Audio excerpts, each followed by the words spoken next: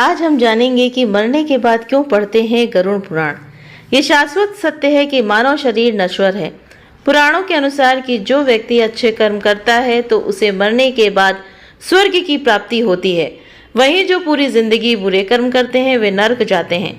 मरने के बाद आत्मा का क्या होता है, इस सवाल का जवाब अभी तक नहीं मिल पाया है।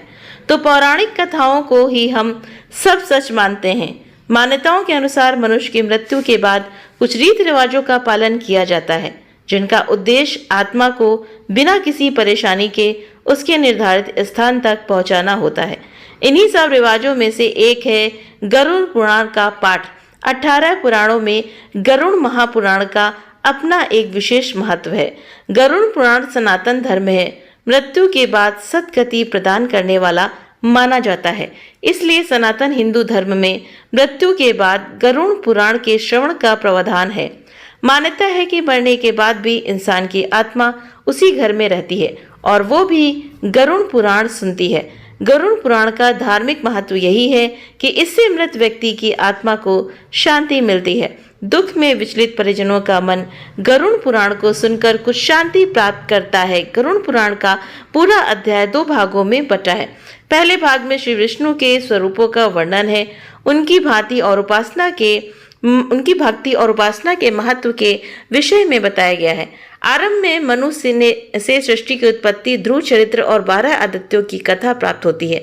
उसके उपरांत सूर्य और चंद्र ग्रहों के मंत्र, शिव पार्वती मंत्र, इंद्र से संबंधित मंत्र, सरस्वती के मंत्र और 9 शक्तियों के विषय में विस्तार से बताया गया है। दूसरे भाग में जीवन मृत्यु के विषय में बताया गया है। इसके अतिरिक्त इस पुराण में श्राद्ध, तर्पण, मुक्ति के उपायों तथा जीव की गति का विस्तृत वर्णन मिलता है।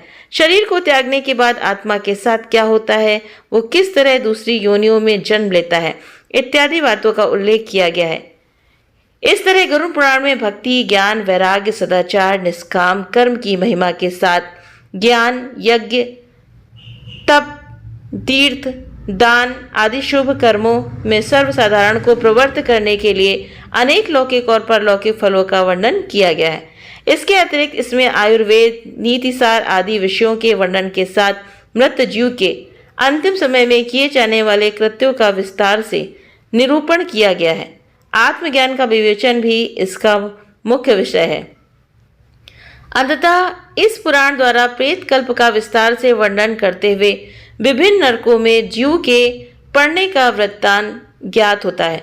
इसमें मरने के बाद मनुष्य की क्या गति होती है, उसका किस प्रकार की योनियों में जन्म होता है, प्रेत योनि से मुक्ति कैसे पाई जा सकती है, श्राद्ध और पितृ कर्म किस तरह करने चाहिए तथा नरकों के दारुण दुख से कैसे मोक्ष प्राप्त किया जा सकता है आदि का विस्तार पूर्वक वर्णन प्राप्त होता है। ऐसी मान्यता है कि अगर मौत के बाद गरुड़ पुराण का पाठ पढ़ा जाए तो मृत व्यक्ति की आत्मा को शांति और धरती के बंधन से मुक्ति मिलती है। आमतौर पर किसी पुरोहित के द्वारा यह पाठ करवाया जाता है, तो इसीलिए गरुड़ पुराण का पाठ होता है।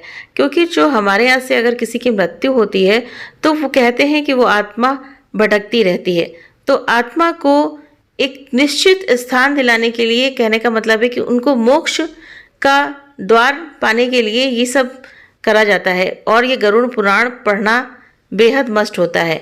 और आप भगवत गीता का भी पाठ कर सकते हैं क्योंकि वो सर्वोपरि है। उससे ये होता है कि मृतक आप क्या करिए कि श्रीमद् भागवत गीता को ले करके आप सामने एक लोटे में जल रखिए, तुलसी का दल डालिए और श्रीमद् भागवत गीता का पाठ रोज करिए नियम से 13 दिन तक। उसके बाद जो जल आप डेली जैसे पढ़ते हैं तो वो जो जल होता है, पानी होता है, वो आमंत्रित हो जाता है, यानी कि आह्वान उसका हो जाता है।